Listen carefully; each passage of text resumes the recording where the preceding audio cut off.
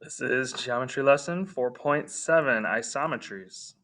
So there's four types of transformations that preserve distance. We've talked about these different things that reflections preserve, but specifically there are four transformations that preserve distance, and we've covered three of them already: reflections, rotations, and translations. And we've talked about how rotations and translations can be reflections over multiple lines, but they can also just be their own single transformation. And today we're going to add the last isometry, the last transformation here, a glide reflection. So, an isometry is a transformation that can be created by composing reflections. So, we're reflecting a bunch of different things over, we've done two lines. Today we're going to add more lines that we keep reflecting, reflecting, reflecting. And so a transformation that can be described or created by multiple reflections is an isometry. So that's what we've been looking at. We just haven't actually called it that yet. So reflections, translations, and rotations are all examples of isometries, and we're going to add a glide reflection here today. Now, one of the fundamental properties of an isometry is that it preserves distance and collinearity. So you think about it, when we reflect things over lines, they go all over the place, but they don't change size, right?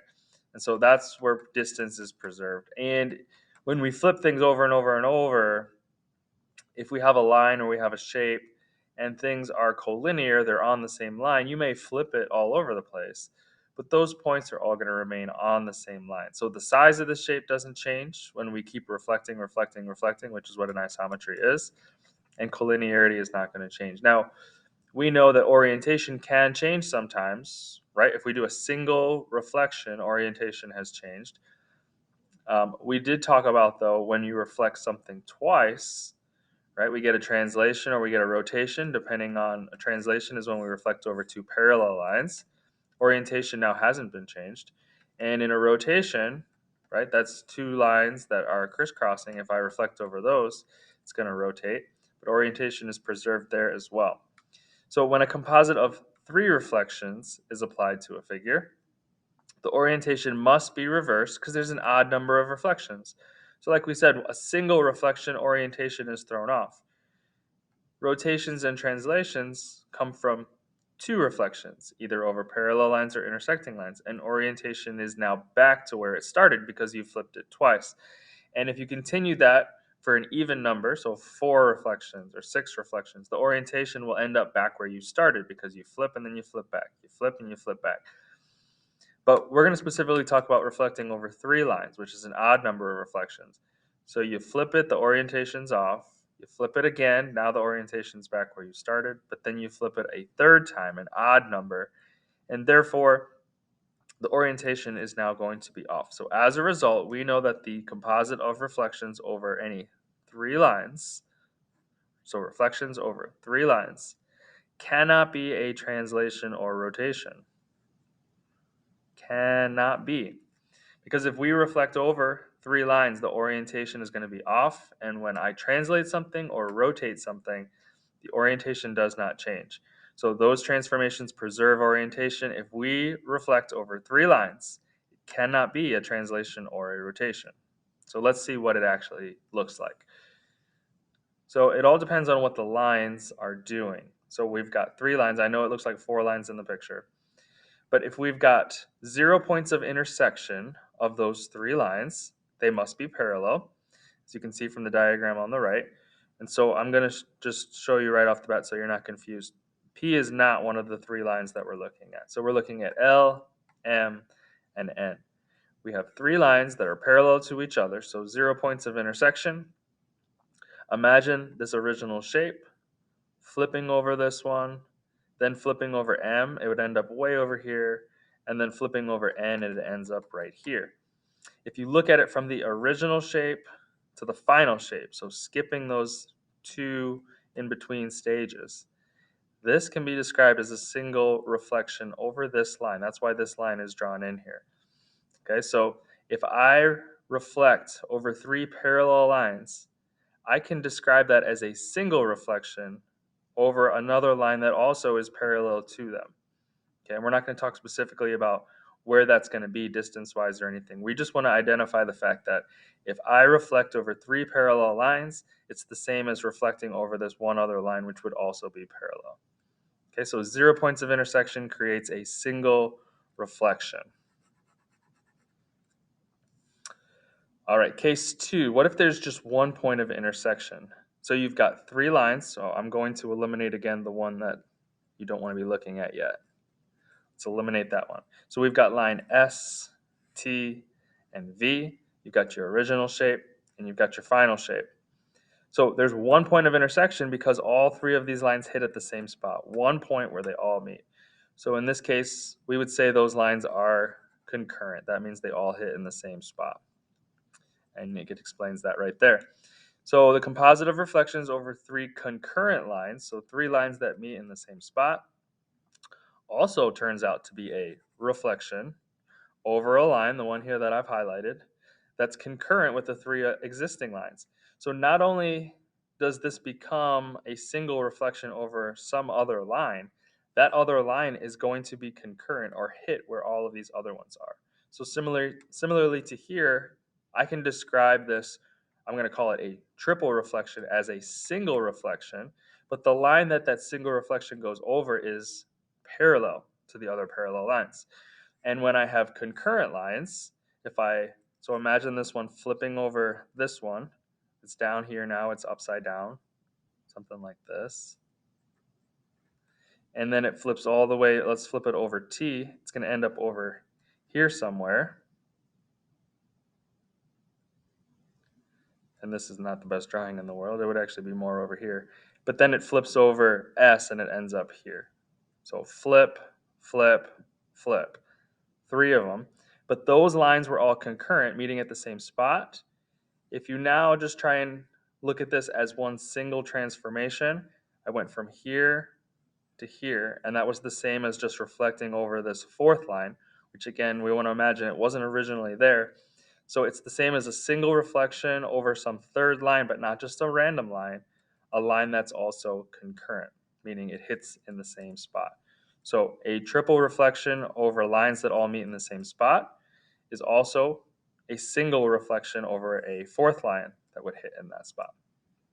Okay, so case 1 and case 2, 0 points of intersection, 1 point of intersection. Both of those can be described as single reflections. Let's move on to case 3. So again, starting with 3 lines, and this picture is a little easier to see because we only have 3 lines. If there's 2 points of intersection, it would have to look like this. You're going to have parallel lines in here. It's going to have to be. All right, so we have parallel lines M and N, and we have line P that intersects them. So there's 2 points of intersection. Now, there's lots of ways to do your triple reflection here. You could reflect over P first, and then N, and then M, or you can go over M and N, and then over P, and that's what's pictured here. And they tell you there's actually 6 possible orders that you could do this because you've got 3 different lines, and depending on what order you do your triple reflection over, you've got different combinations. But no matter what you choose, the composite is going to be a combination of either a translation or rotation to start with, and then a reflection. Let's think about that for a second. It's going to be a translation or rotation to start with, and then a reflection. So why? So the first 2 pieces to this, so we're doing 3 reflections. If we break it down to 2, it starts to look like what we've been covering now in the past couple sections. So let's pretend P is in here for a second. If I just reflect over M and then reflect over N, from the original to here, that's a translation. So I started with a translation. And then to get to here, I just reflected over P. But my first 2 steps created a translation, and then it's going to be followed by a reflection. So I can't get from here to here in one step. It's not a reflection over a single line like these other ones were up here. It's a translation and then a reflection. Or it could be a rotation. And so if I flipped over, say, P first, and then I flipped over one of these, this becomes a rotation because remember, if I reflect over intersecting lines, so let's think about it as flipping over maybe N first, and then over here. All right, I'm going to have a rotation, and then it's going to reflect. You can also think of this as a reflection first. Okay, reflection first. So we reflect it over M.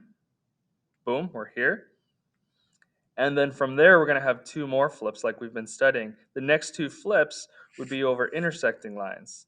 Okay, so I have a reflection, and then it's followed by a rotation. So I flip, that's my reflection. And now I've got two more, and we know the combination of two reflections over intersecting lines creates a rotation. So it's basically taking your three things and just breaking it into pieces. If I break it into a reflection over two lines first, that's a translation. That leaves me one more reflection, so it's a translation and then a flip. Or I can just do the reflection first, break off one piece first, flip, and now I have to reflect it over intersecting lines. And the combination of those two reflections is a rotation.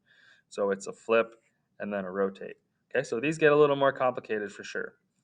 And let's look at one more case now. So case number 4 on the back, 3 points of intersection. Okay, so now we don't have parallel lines. We have 3 lines being drawn. We have an intersection here, we have an intersection here, we have an intersection here. So for this case, regardless of the order in which you choose to compose the reflections, the result can always be thought as a rotation followed by a reflection over a line not concurrent with the first 2 lines. So let's kind of just think about that for a second. If I started right here, all right, that's my original. Let's say I reflected over E first, and then I reflected over F. The last one would then reflect over P, and I would end up over here. So I started here, and I'm ending here. Let's go back to what this was explaining. This result can always be thought as a rotation. So my first two, we've studied reflection over 2 lines now. It translates or it rotates. Since we reflected over these 2 lines which intersect, intersecting lines cause a rotation, I went from here to here. That's the rotation first, followed by a reflection. Okay, so these are always going to do that. The result can always be thought of as a rotation caused by reflecting over 2 intersecting lines, and then you have to still go and reflect over that last line, and so I end up there.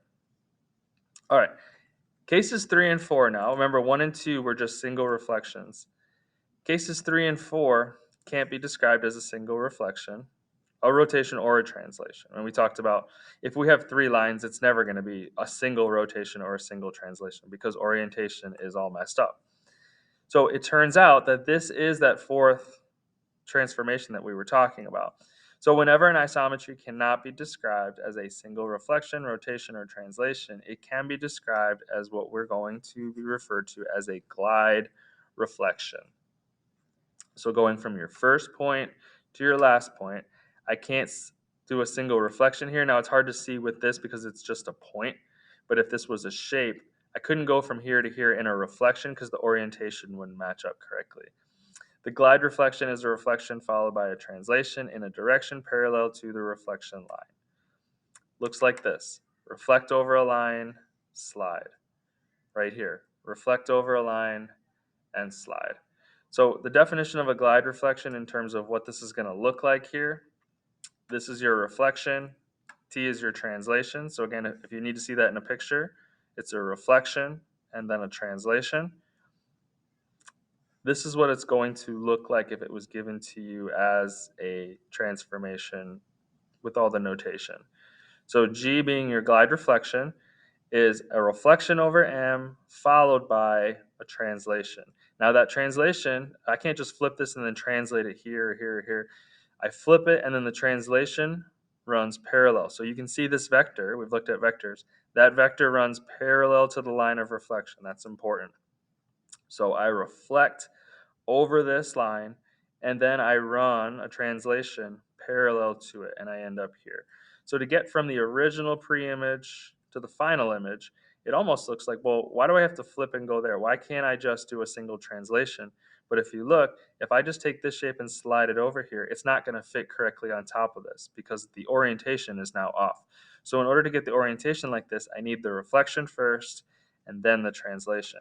So if we slide back up to this shape and we look at it over here, what's pictured here is a reflection over P first, get to here. So this is your original and this is your last one.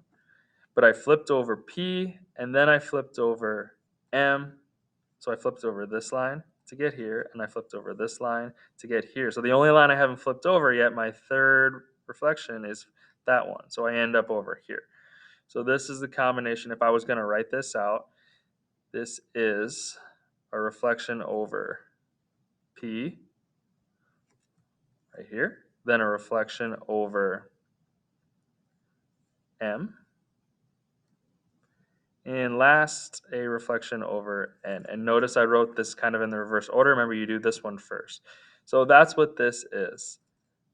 F prime, or the image of F, equals all of this of F. So we just wrote the notation out. So we took point F, we reflected it over P, we reflected that over M, and then we reflected that over N. Now, I want to think of this now. How do I get from the first one to the last one in a single transformation? Well, it's not a reflection. It's not a rotation. The orientation would be off. It's not a translation. The orientation would be off. Okay? But this right here shows you how to get there. I am flipping F over a line that's not pictured. So think about this line right here. I'm reflecting over that line and then I'm translating it over with that vector that's parallel to it. Now, when you do these, you can actually translate first and then flip, or you can flip and then translate, and they're both going to work. Okay, so a glide reflection doesn't have to go in that order. You can translate and then reflect over the line, or you can reflect and then translate. Okay, so that's a glide reflection. When you look at it, you say that's not a reflection, that the orientation is not correct. Not a translation because the orientation is completely off. It's not a rotation because the orientation is off. This must be a glide reflection, a slide and then a flip, or a flip and then a slide. All right, so that is our fourth transformation now that we're looking at. And again, we see that that comes from reflecting over three lines that either have 3 points of intersection or 2 points of intersection. All right, let's practice some of these at the bottom real quick. So right here, what they call question 4 here, we're going to make a sketch of the given guide reflection.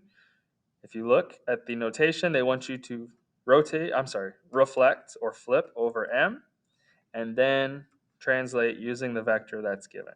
So just a quick sketch here. I'm going to enlarge it. And this looks something like this. So we have C, B, A, and we've got our vector that's bigger than the triangle. Okay. So according to this glide reflection, I first need to reflect this over line M. So this is line M. So I'm going to quick sketch that. So C goes equal on the other side. There's my new C. A is up here somewhere. And B is down here somewhere. And this isn't going to be perfect because I'm not measuring. All right, but there is a rough sketch of a reflection. And that's the first part of this glide reflection. And now I need to translate it. So if I was being real careful about this, I would measure the vector with a ruler, and then I would translate each one of these that exact distance. So we're just going to sketch this out, though. We just want to make sure we understand what this looks like and how it happens. So I reflected, and now I'm translating according to the vector, and my new shape's going to end up here somewhere. And so this is the second image of A, the second image of B, and the second image of C. Now, if you were just given the first and the last and you didn't see what happened, you'd have to look at it and be like, yeah, if I rotate this up there, B is going to end up at the top. The orientation's wrong. If I translate it here, okay, the orientation is wrong. And if I just simply reflected over some line here, again, it wouldn't match up. So since I know this is an isometry, I know it must be a glide reflection. I must have flipped over a line and then slid it over there. So let's take a look at these. Example number 2, identify the isometry that maps one image onto another. So it can either be a reflection, a single reflection.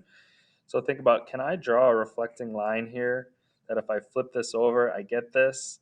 And no, not really, I can't. It almost looks like a rotation, right? If I had a point over here and I was turning it around it, it almost looks like that, but the orientation is off. The thumb would still be on this side, right? And it wouldn't match up. So the orientation is off, which means it's not a translation either because the orientation is off. And so I know this must be a glide reflection just by process of elimination. So example number 1, I look at this one. Again, can I come up with a single line to reflect this over and get this? No. If I rotated this, think about this, this would start flipping around as you went around, and the flag would end up looking like this in a rotation. It would flip over. And so it's not a translation either. I can't just slide this from this location to this location because the orientation, again, is off. So this is a glide reflection. But you might think, how? Like, at first you might say, well, if I draw my line here and I flip it over that, now my flag is going to be looking like this. And if I slide it down, it doesn't match up. So that doesn't make sense. But the line is actually here. That's the line of reflection. You flip it over, and it's going to look just like this, but just over here. And then your translation is going to bring it this way. Or remember, you can translate first, so the flag ends up just moving over here, and then it's going to flip over that. So you might not always be able to see the glide reflection. You might just be looking at it with the line going the wrong direction. But based on the orientation, okay, and not being able to be a rotation or a translation if the orientation is off, or there's no way to reflect this over a single line to get there, once you've eliminated those possibilities, you now know it is a glide reflection. All right, and then example number 2, you notice I gave you ones that were glide reflections, so you might think, well, of course this one's a glide reflection, and this one's not, though. If you look at from here to here, the orientation is preserved. It's going the same direction. It hasn't flipped. This isn't a reflection over a line. When I reflect, the orientation changes. If I rotated this, it would start to turn. This has not turned. All this has done is moved from here to here. So this could have been a combination. Of course, an isometry is a combination of reflections, but this, described as a single transformation, is just a translation. All I've done is slid this. Now, again, think about how that happens. We talked about a translation comes from a reflection over parallel lines. So my parallel lines would have been something like this. And remember that full distance it moved would have been twice the amount of the distance between those. So that's how we create a translation. But if we're trying to describe this as a single transformation, this is definitely a translation. The orientation has not changed and it hasn't spun at all, so it is not a rotation.